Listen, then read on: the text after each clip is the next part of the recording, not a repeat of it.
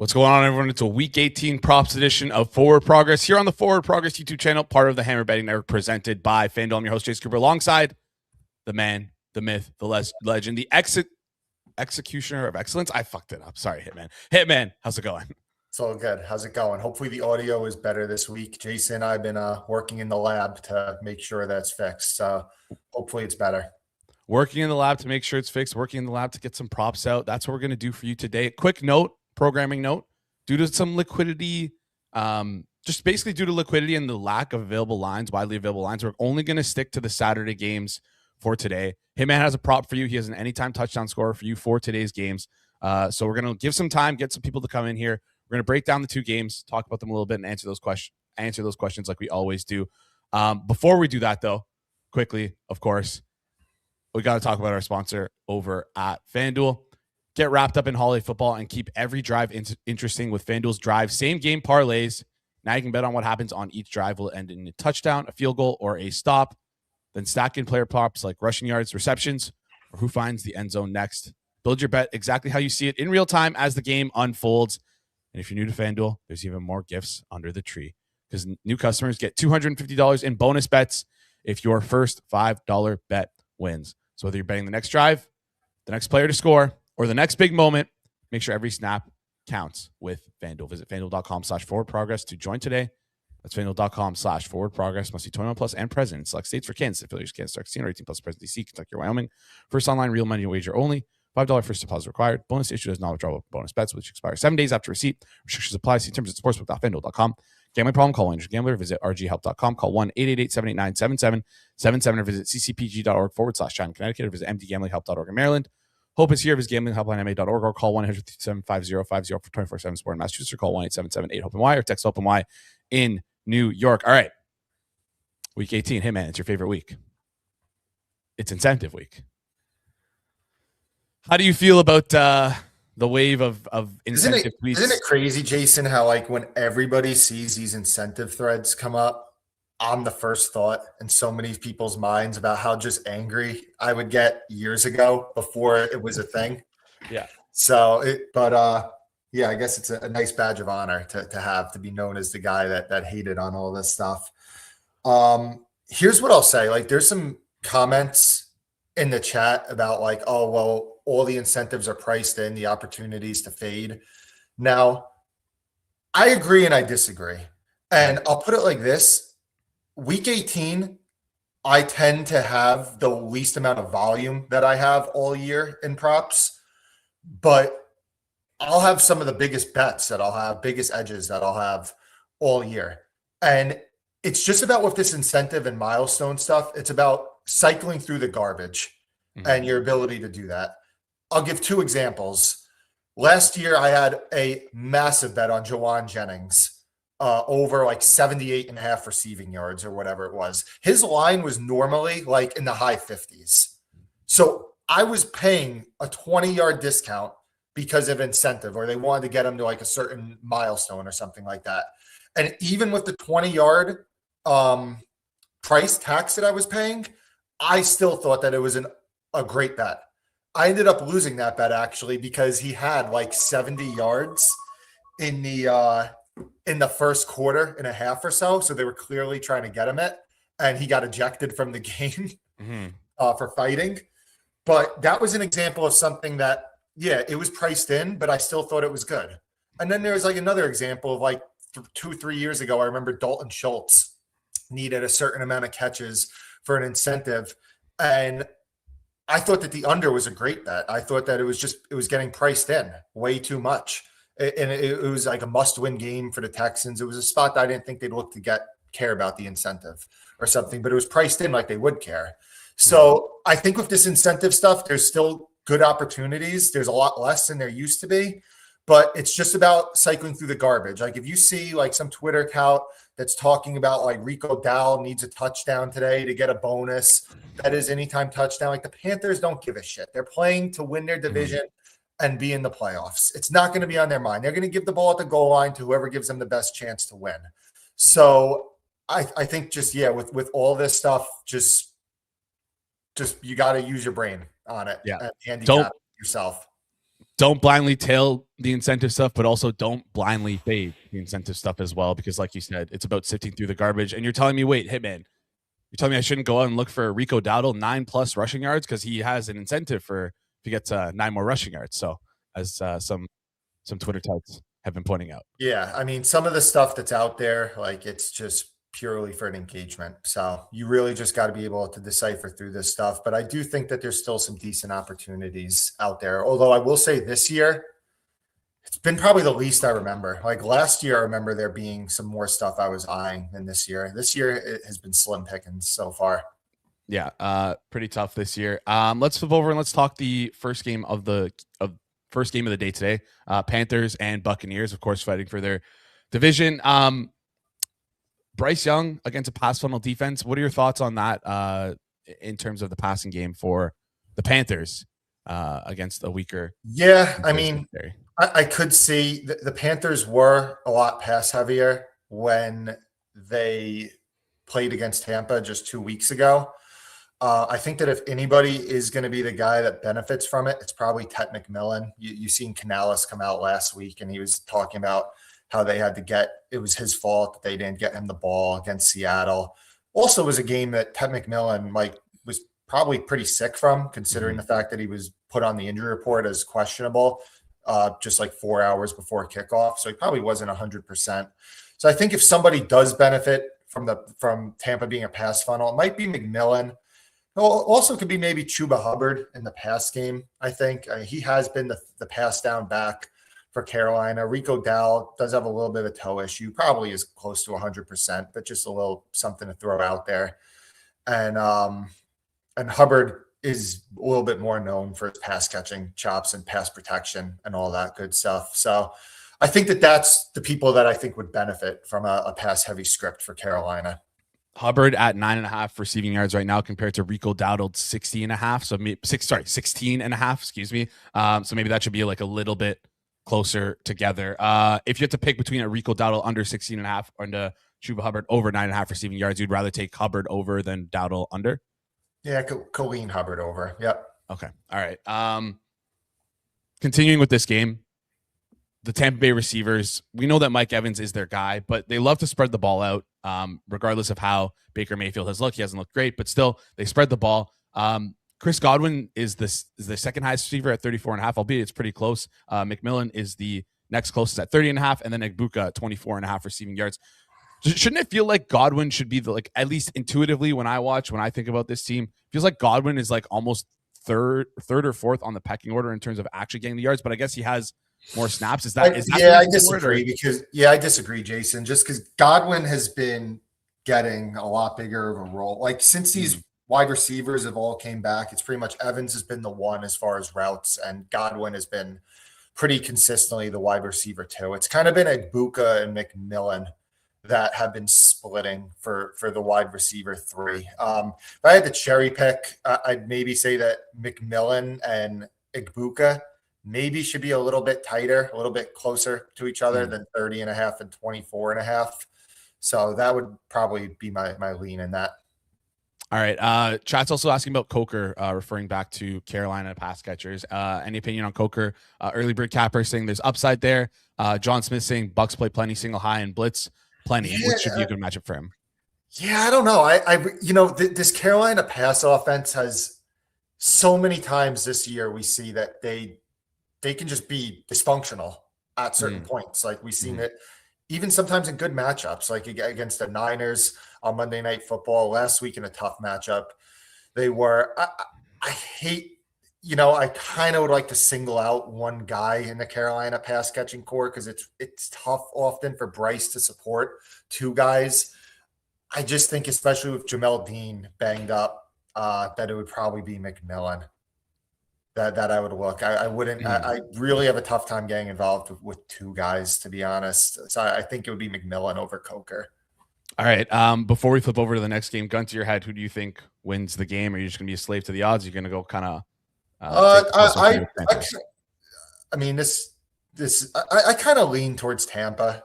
Yeah, like even now I get juiced 2.5. I haven't even looked if that's still out there or if it's just threes.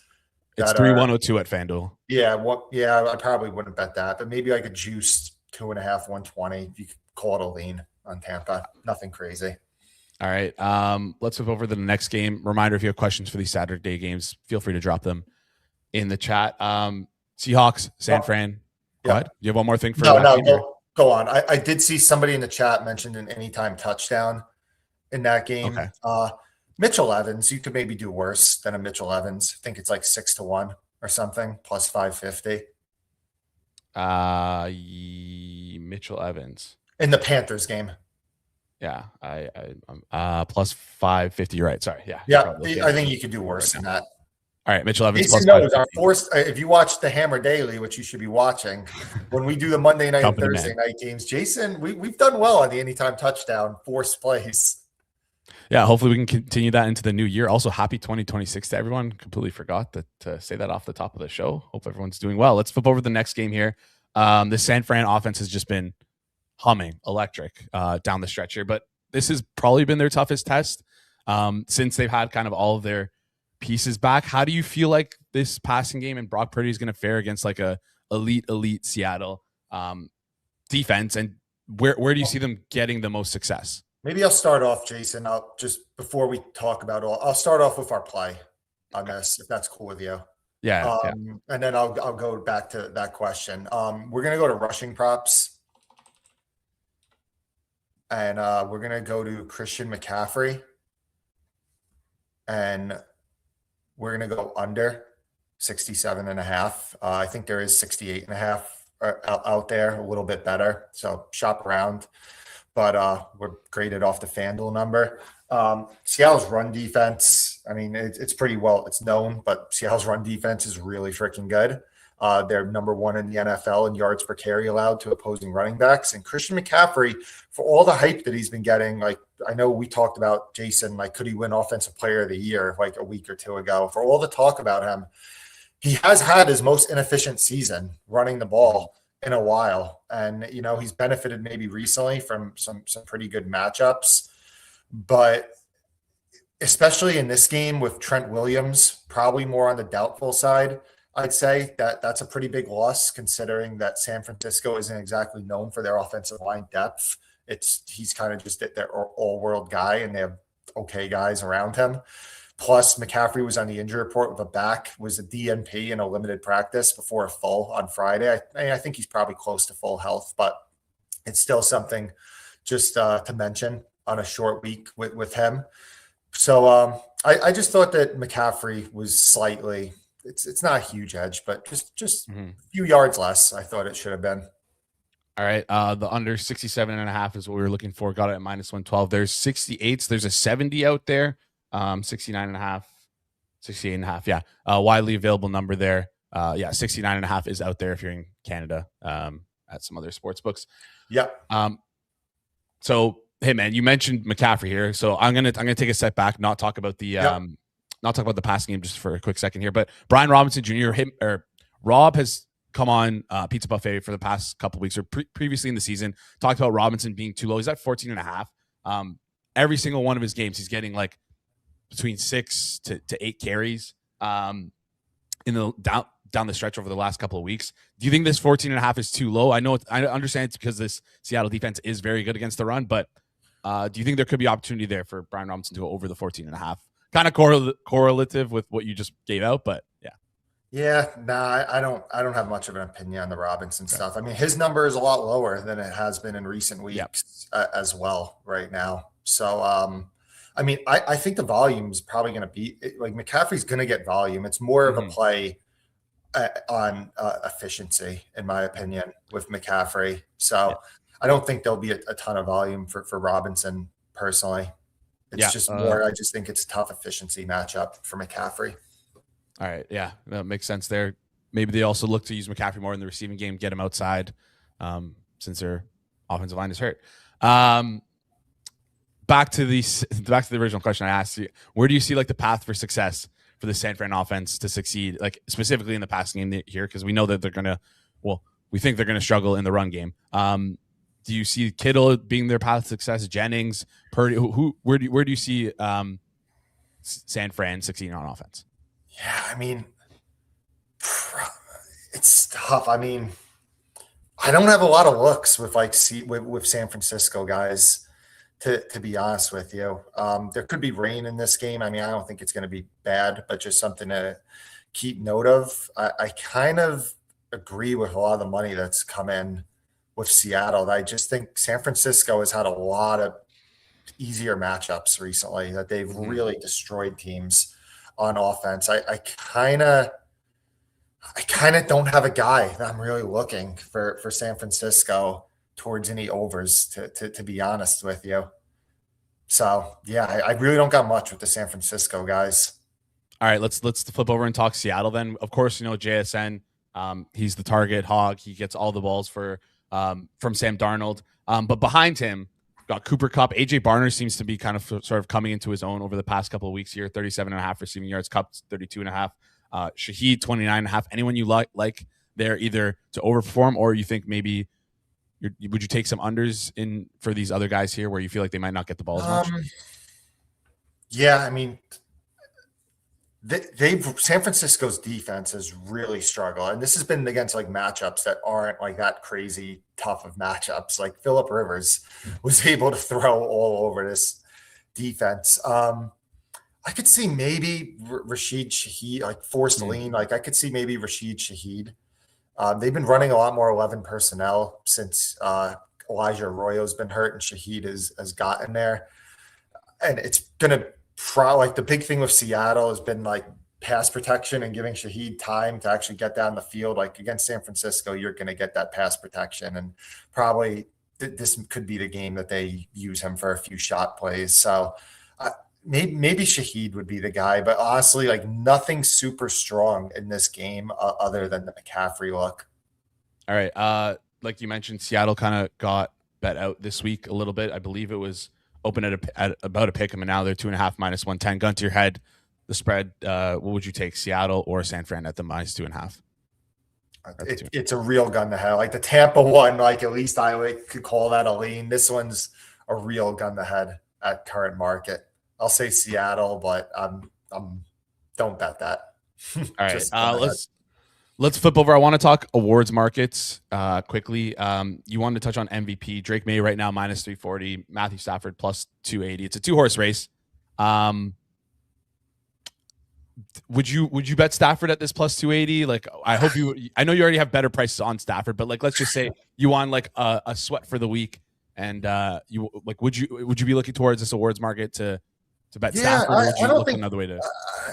Again, I'm coming off last week with the McMillan stuff, which got thrown in my face a little bit after. I mean, the worst possible thing could have happened. McMillan has a dud, gets sick the morning of the game, and then and Shuck has his best game of his career.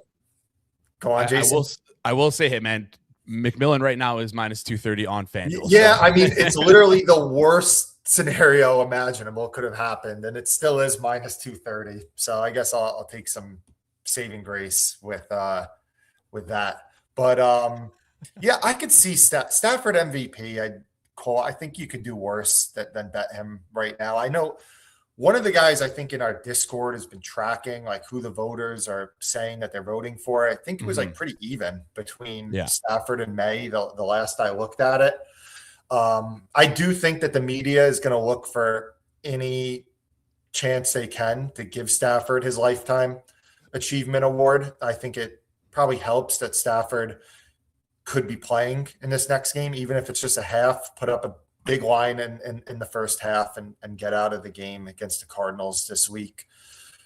Yeah, I think Stafford, again, I'm not betting it, but I think +280 if you want to sweat isn't terrible, especially with like some of the confirmed voters having it 50-50 right now. All right. I want to talk coach of the year a bit as well. Slightly, again, correlated to each other because Vrabel and Drake May, they're almost like tied at the hip. Do you think like if Drake May wins MVP, that hurts Vrabel's chances? If Vrabel looks to be the favorite for a coach of the year, like is there a path for both Drake May and Vrabel to win their respective awards, or is it one or the other kind of situation? Yeah, I mean, there's a path, but I think that it certainly doesn't help that there could be, remember, like they're just got to take a few people to say, like, I'm not voting for May because I voted for Rabel, or I'm not vote, or vice versa. So I think that could hurt them. With that said, I don't know. I kind of think that Rabel, I know it's like neck and neck, plus it's Shanahan plus 120 versus plus 130 Rabel on FanDuel right now. I kind of think that Rabel should be a slight favorite over Shanahan, but nothing I've bet. But that's how I kind of view that. All right. And then last awards market question I have for you is offensive player of the year. And some Hammer Daily listeners in the chat right now asking, hey man, did you end up booking my CMC OPOY bet? No, we didn't actually book it, but hey man did say if McCaffrey wins offensive player of the year, he will come out to Toronto and take me out for a round of golf. I still don't like 5-1. I don't like it. I mean, he's having the least efficient rushing season of his entire career. I get that he's going to be a 1,000 receiver, but like JSN right now, isn't he in contention to have the most?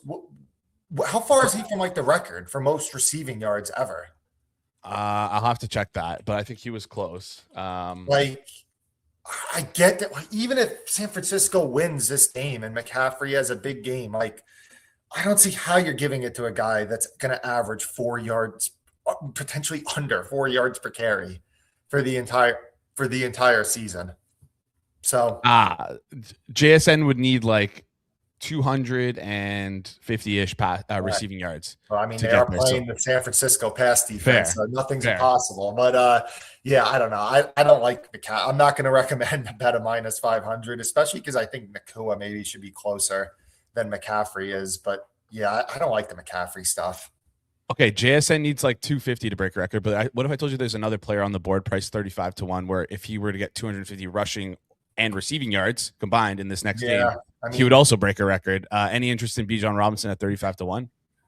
It's just the team stuff is going to hurt him, I think. And like, I mean, he hasn't even been talked about before. I know, but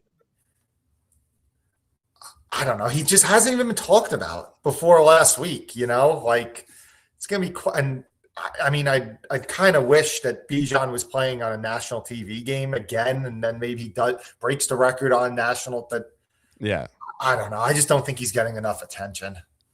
I think, honestly, this might be like a little galaxy brain of me, but I think a lot of people are going to be watching Red Zone on Sunday. And if Scott Hansen could actually influence this award a ton, because if they like pull up a record watch or like something like that, or like Bijan is like X away from breaking a record, like this could help him, I think, significantly in the market. 35-1. He had his primetime moment on Monday. So who knows? 35-1 could be an interesting stab. It'll be interesting. Also, like with how good teams are, like we didn't really see that affect defensive player of the year or defensive rookie of the year, because Schlesinger and Garrett are both odds on, but like minus. Well, yeah. But it's a little different because the field is garbage for both those awards right now. But yeah, if you think the Seahawks win, bet JSN. That's what the chat's saying. I saw 2 questions in the chat about these games, and we're gonna head out. Thoughts on Purdy over 14.5 rushing yards at minus 110. Got it earlier in the week on the incentive chat. I bet Pollard under 68.5 rushing yards, minus 115. I think it's overpriced / game script. I don't have much on the Purdy stuff, unfortunately. I'm sorry. I will say, though, the Pollard stuff that you mentioned is very interesting. It's tough because that's a high number to get to for him, and I do think it's like 10 yards inflated on him. So I see the angle. I think he's either probably going to go on. Here's the thing. Like I would almost like an alternate under on Tony Pollard. I know that's tougher to find nowadays, but like if he gets close and the game, like let's say it's a 14, 17 point game, he's within 8 yards or something, they probably get it for him. Or he's just going to go under by a lot, in my opinion. So I think that the way to approach that is you either bet the over on him or you try to find an alternate under on him. So, all right. Sounds good. Early bird capper asking about thoughts on Jalen McMillan. Receiving yards went from 28.5 to 33.5 back to 28.5. He's getting a lot of targets this week. We kind of touched on it already, but final thoughts on him. I bet some McMillan unders at like the 32.5 number. So I don't think that's available right now, but that's where landed on that stuff. All right. Sounds good. I think that's about it for today. Went a little bit longer than expected. Hey, man, appreciate you joining us. Yeah, chat, real quick, like to Lucas also, like he mentioned in the chat, like looking for all, like it's very unlikely that Pollard lands 65, 64, 63, 62. That's very unlikely that he lands at that number. Like, so that's why I think like find, if it's even out there, which it might not be, find like an under 50 or something like that at better odds. All right. Sounds Sorry good. to cut you off, Jason. No, you're good. You're good. Before we head out, hey man, did a great job answering all those questions. Do us a favor, smash the like button. Goes a long way here on the channel. And we didn't hit our goal. We thought we would hit 10K subscribers on YouTube before the end of the year. We're close. We're still close. That's still our goal. We want to hit it still. Just going to have to hit it in 2026. So do us a favor. If you're new to the channel, hit the subscribe button as well. If you're watching on Twitter, just double check, come over to YouTube, double check, make sure you're subscribed. If not, please subscribe. Goes a long way for us here on the network. Yeah, that's about it. Appreciate you guys for tuning in. This has been a Week 18 Props edition of Forward Progress here on the Forward Progress YouTube channel, part of the Hammer Betting Network presented by FanDuel. We will see you guys right here next week.